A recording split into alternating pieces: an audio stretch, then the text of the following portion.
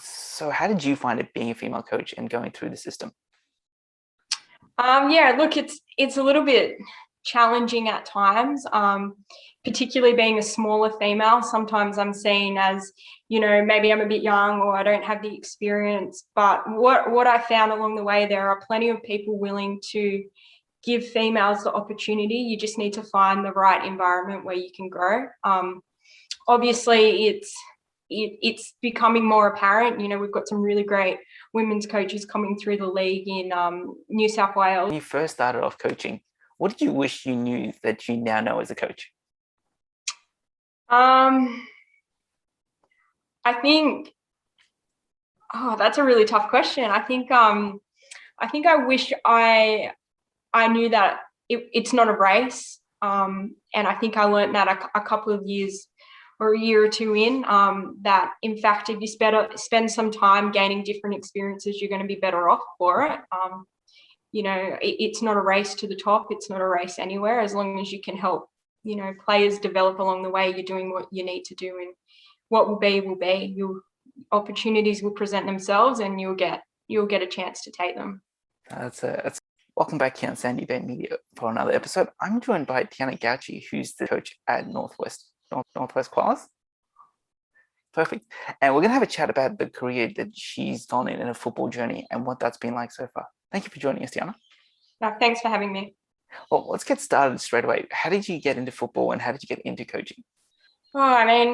Starting football, I was about 9, and just like a lot of people, my really good friend played it, and she was like, "Why don't you come and give it a go?" So I started playing, and back then, you could play for club and representative football. Played about 2 years club. Then I went into some representative football, down for a club called Nepean, which turned into Penrith Nepean United. And I was really lucky to have some amazing coaches at Penrith Nepean in my junior career, and, worked my way through the ranks there into the senior team. I played with some amazing players that I'm really grateful that I got to play with and learn from. And from there, I went to Marconi for a year, and then I took a step down and played in Parramatta. Yep. That's where I kind of started my coaching journey as well. So once I stepped down a league, I took on a coaching role, which was really exciting, and helped me continue with the love of the game. Fantastic. And speaking of taking that coaching role, was that something that you always intended to do, or was that something that just came about and like, oh yeah, I'll put my hands up and I'll go? I think a bit of both. I'm a PE teacher, so it's something that I naturally gravitate towards. But I do remember one of my early cracks. One of my supervising teachers said, "Oh, you're pretty young, you're pretty little. You need to get out and do some more practice outside." So I thought, oh, if coaching can help me do that, I'll jump in. And I was presented an opportunity to jump in and assist and start coaching. I actually started coaching futsal first, but then at the same time, the outdoor gig kind of came up, and I was really excited to take that on. Excellent to hear that. And just having a look at sort of when you first started off coaching, what did you wish you knew that you now know as a coach? I think, that's a really tough question. I think I wish I knew that it's not a race, and I think I learned that a couple of years or a year or two in, that in fact, if you spend some time gaining different experiences, you're going to be better off for it. It's not a race to the top. It's not a race anywhere. As long as you can help, players develop along the way, you're doing what you need to do, and what will be will be. Your opportunities will present themselves, and you'll get a chance to take them. That's a great way of looking at it, and it's a great mindset there. And just having a look at that first year when you took that side, how do you think you went, and sort of what was that like? It was a massive learning curve. I got the opportunity to kind of do it with another player from our senior squad, and it was really good that it allowed me to learn how to work with other people. I had a fantastic group of players, some of them that I still have contact with today. they were quite successful. They made the grand final, but for me, it was seeing a lot of them move on and progress into NPL1, which was a massive goal for me, that a few of them got to go off and do that. So I was really happy and proud of that. That's excellent to hear, and it's always seeing that development happening. And it's great to hear that you're still in touch with them. And I just want to have a look at, so obviously that was your first year of coaching. Yeah. You enjoyed it, you took a lot out of it, and you decided to stick around, obviously. Yeah, I stayed there for about 2 years, and then I got an opportunity presented a little bit closer to home in the same league, and I worked under a great mentor, Taryn Rockall, ex Matilda. Fantastic opportunity to learn and just, you know, build up my repertoire of coaching, and I got a lot of guidance, but also a lot of freedom just to, you know, understand what my strengths were and what I needed to work on. And yeah, it was a great experience and a little bit closer to home, so that was always great. And then from there, I got an opportunity to, a couple of years later, go and work at Marconi Stallions in the youth league teams, and we had a very successful youth league program there with lots of players, you know, getting opportunity to trial for the New South Wales Institute and state teams, and something that was exciting and I'm really, really proud of that I got to be a part of. I think we get a lot of people asking, saying we don't see too many female coaches. And so how did you find it being a female coach and going through the system? Yeah, look, it's a little bit challenging at times, particularly being a smaller female. Sometimes I'm seen as, you know, maybe I'm a bit young or I don't have the experience. But what I found along the way, there are plenty of people willing to give females the opportunity. You just need to find the right environment where you can grow.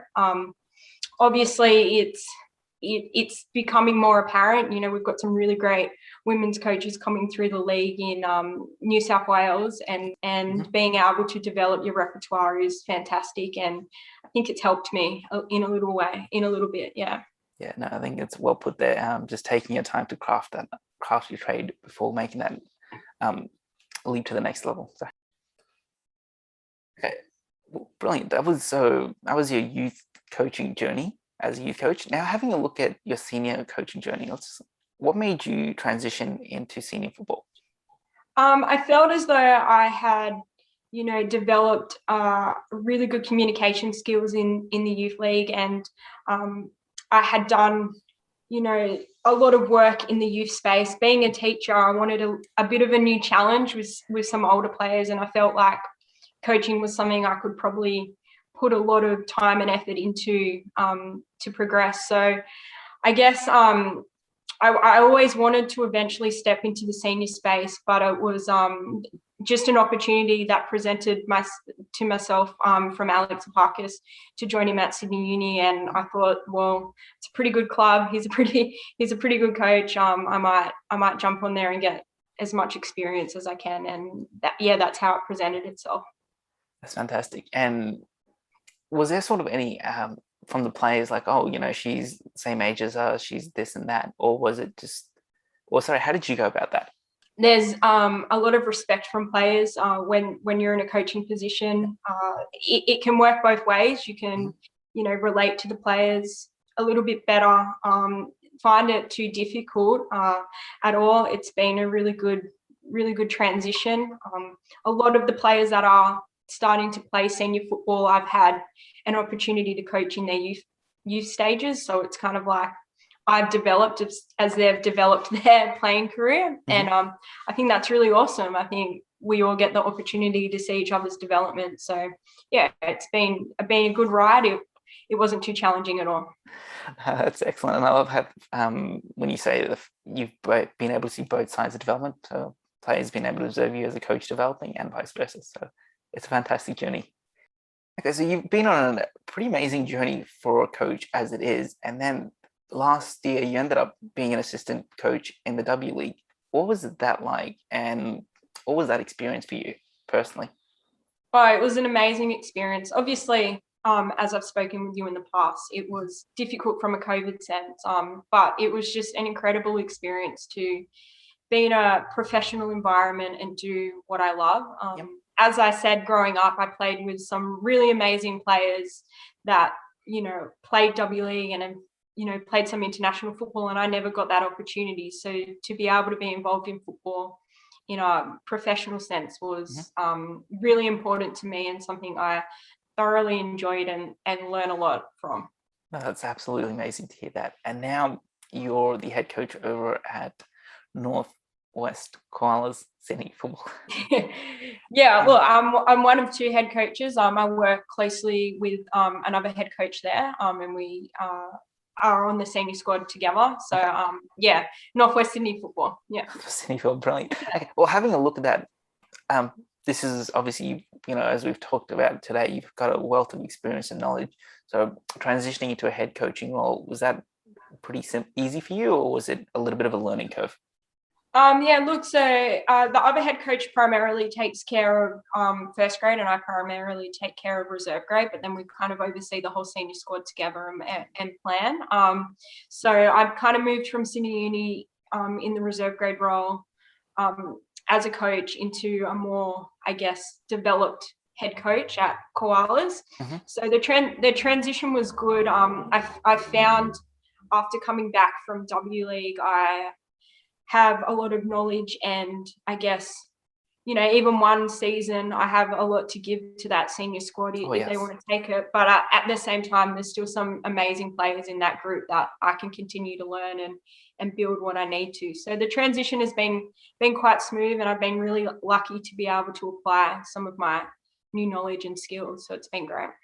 That's fantastic there. And just looking at this year, so obviously I know it's been disrupted with COVID and things.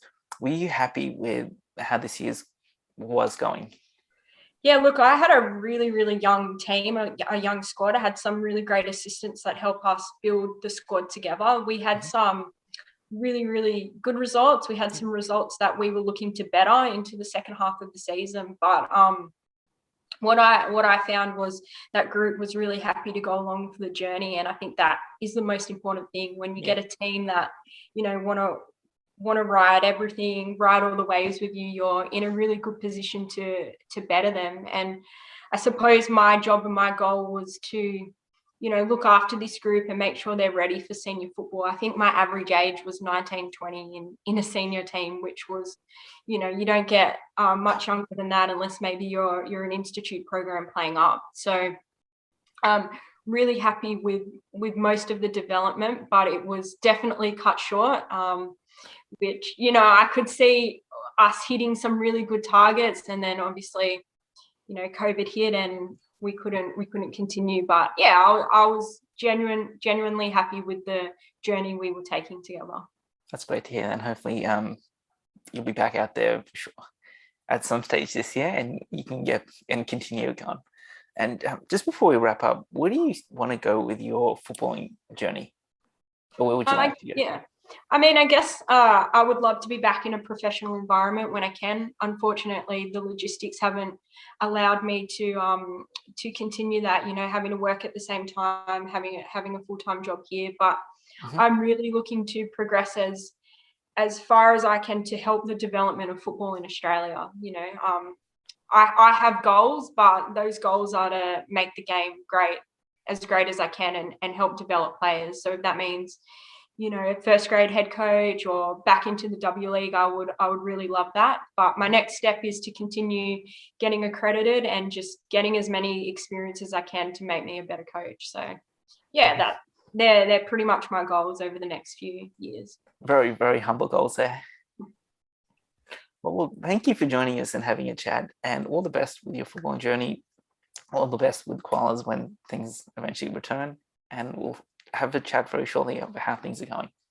Thanks very much. Thanks for having me.